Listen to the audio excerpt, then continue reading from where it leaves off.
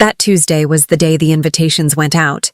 All up and down our street I saw them. Thick, cream-colored envelopes with gold ribbons, pulled from mailboxes and held up like trophies. My brother Ryan's wedding was the biggest event our family had ever planned. Mrs. Gable from across the street waved hers at me. "It's beautiful, Maddie. Your mother has wonderful taste." I forced a smile, my stomach twisting. My own mailbox was at the end of our long driveway. I walked toward it, a stupid, hopeful drumbeat in my chest. I pulled open the small metal door. Inside, there was only an electricity bill and a coupon booklet. The box felt cold and hollow, an echo of how I felt inside. I waited 2 days, telling myself it was lost in the mail. On Thursday, I found my mother in the kitchen, humming as she polished silver. "Hey, Mom," I started, keeping my voice light. "I haven't seen my invitation yet. Just wondering if it got sent out." She didn't look up. Her voice was smooth, like poison poured over ice. "Oh, that? There wasn't a mistake." She set a fork down with a delicate clink and finally met my eyes. "Sorry, dear. This wedding is only for the people we actually love." The words hit me harder than a slap. I couldn't breathe. My father walked in, a newspaper tucked under his arm. He chuckled, a dry, scratchy sound. "Finally, a celebration without the family embarrassment," he said, not even looking at me. As if on cue, my Aunt Lydia, my mother's sister, breezed in. She saw the look on my face and a smug smirk spread across her lips. "What's the matter, Madison? Real family only means real family." That was the moment. It wasn't an oversight. It wasn't a mistake. I wasn't forgotten. I was deliberately, precisely excluded. A cold clarity washed over me, extinguishing the hurt and leaving something harder in its place. They looked at me and saw a disappointment, but they didn't know that the disappointment they had just thrown away was about to become the storm that would undo them all. My name is Madison Cole, and for 28 years, I've been the shadow in my family's portrait. Growing up in this house was like living under a set of invisible rules written just for me. My achievements were ignored. When I graduated from college with honors, my parents showed up late and left early, talking about Ryan's upcoming promotion on the car ride home. My mistakes, however, were unforgivable scandals. When I dented the family car at 16, I was grounded for months and lectured about irresponsibility for years. 6 months later, Ryan crashed the same car after a party, and my father paid for the damages without a word, patting him on the back and saying, "That's what insurance is for, son." And then there was Ryan, the golden child. He was praised, protected, and excused from everything. His trophies lined the mantelpiece. When he got into trouble, it was a learning experience. He was their son, and I was just a stray planet in his orbit, cold and dark. I spent my life trying to earn a fraction of the love they gave him so freely. I was the responsible one. When their plumbing failed, I used my savings to fix it. When Ryan maxed out his credit cards, I quietly paid the debt. I did it all with the foolish hope that one day they would finally see me. Some naive part of me thought Ryan's wedding might be that day. I thought a huge life event would be enough to finally bridge the divide. I was wrong. My mother's words, "the people we actually love," were the mission statement of the Cole family. For years, their silence had whispered that I didn't belong. Now their words screamed it. They didn't just forget me. They didn't want me. I spent the rest of the day in my room, letting the hurt wash over me. It was a heavy blanket of pain that pressed down on my chest. They didn't want me. The 4 most important people in my world had consciously left my name off the guest list. As the hours passed, the sadness began to curdle into a cold, hard anger. Why was I letting their cruelty destroy me? Why was I still begging for scraps of affection? I had spent 28 years trying to be good enough for them. I refused to do it anymore. I refused to sit at home on the day of the wedding, imagining them toasting to a future I wasn't a part of. With a jolt of energy, I sat up, wiped my face, and grabbed my laptop. If they were having a celebration without me, then I would create my own. My fingers flew across the keyboard. Flights to New Orleans, a city of music, food, and resilience.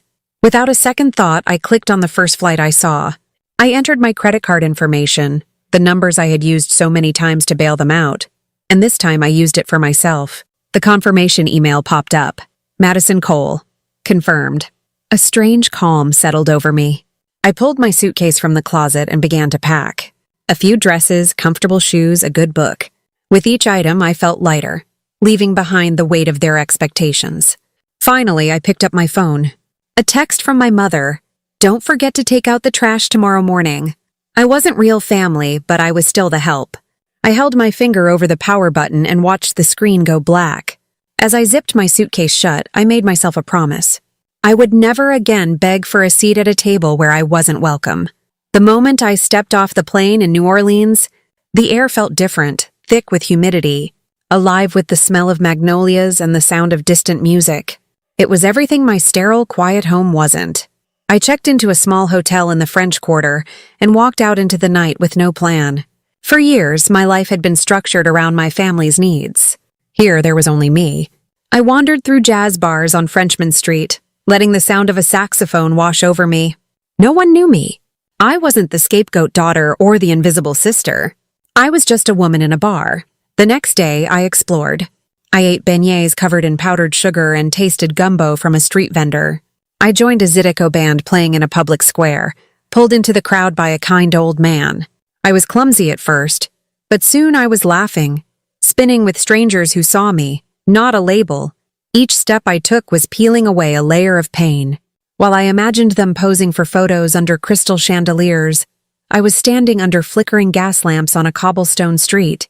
Their light was expensive and cold. My light was warm and real. One afternoon, sitting by the Mississippi River, I thought about their perfect, loveless world. A week ago, the thought would have broken me. But now, I just felt a strange sense of pity for them. They were trapped while I was here breathing free air. For the first time in years, I felt completely free.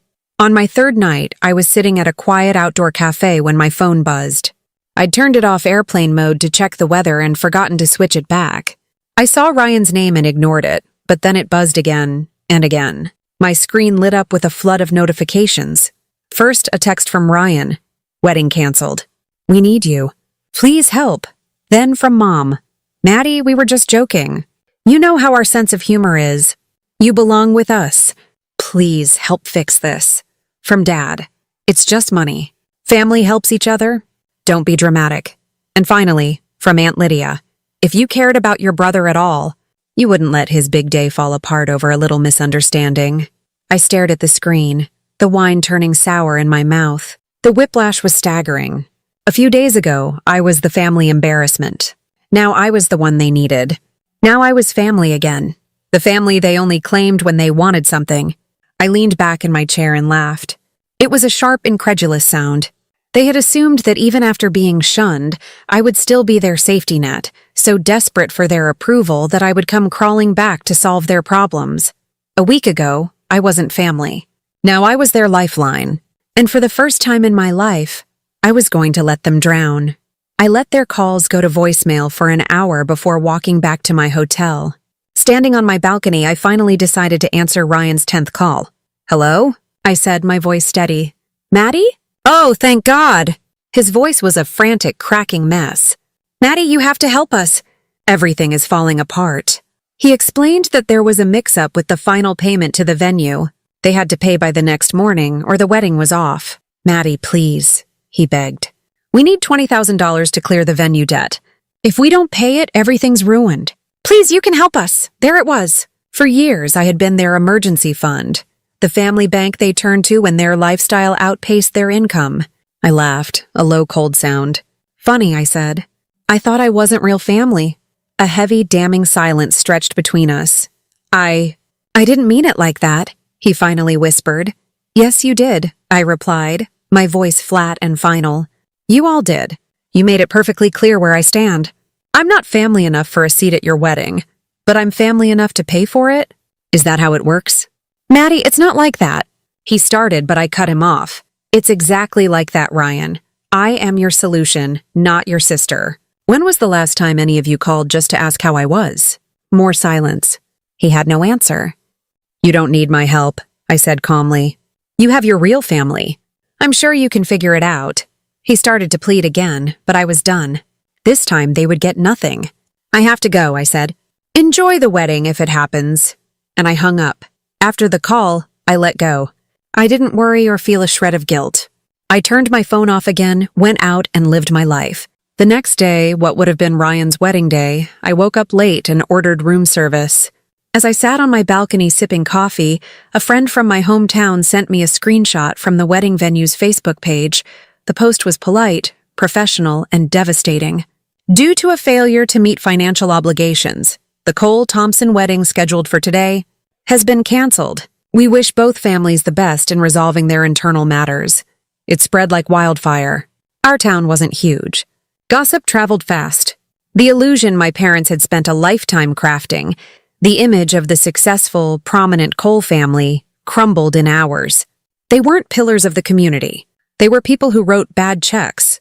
I didn't have to lift a finger. Their own arrogance and irresponsibility had done it for me. They had built a house of cards and expected me to hold it up forever. The moment I walked away, it all came crashing down. I took another sip of my coffee, feeling a profound, quiet peace. Their downfall wasn't my victory. It was simply a consequence. I flew home a few days later to my own apartment. I wasn't surprised when 2 days after my return, there was a sharp knock on my door.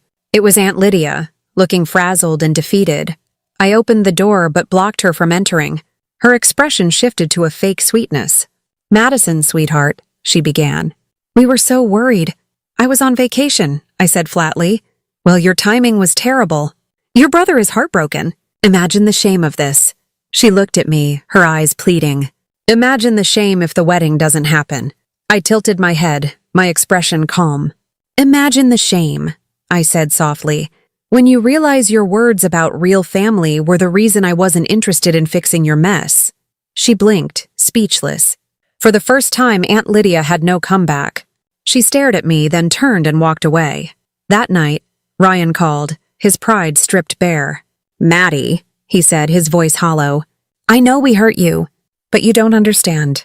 Dad took out a loan against the house to cover some of the deposits. Without your help, we lose everything, so there it was.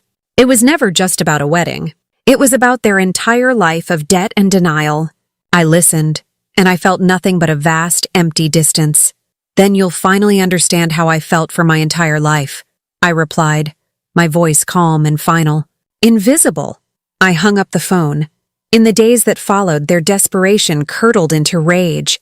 The begging stopped, and the blaming began. A text from my mother. "You've embarrassed us enough. I hope you're happy now that you've ruined your brother's life." I read it and deleted it. I hadn't ruined his life. Their choices had. The next day, a message from my father. "Don't bother coming back to the house. You made your choice, he was right." I chose myself. For once, their disapproval didn't sting. It felt like a key turning in a lock, setting me free. They were disowning me not for being cruel, but for being done. I didn't reply to either of them. My silence wasn't revenge. It was self-preservation. Their silence in return was my victory. The absence of their presence in my life was not a void. It was an open space. It was peace. Weeks turned into months. I heard they had to sell the house. Ryan and Sarah had broken up. My family, as I had known it, had ceased to exist. And my life had just begun. One evening, I had a small group of friends over for dinner. These were the people who had checked on me, who celebrated my small victories, who loved me without condition. We sat around my small dining table, sharing stories and food in a room filled with warmth and genuine laughter.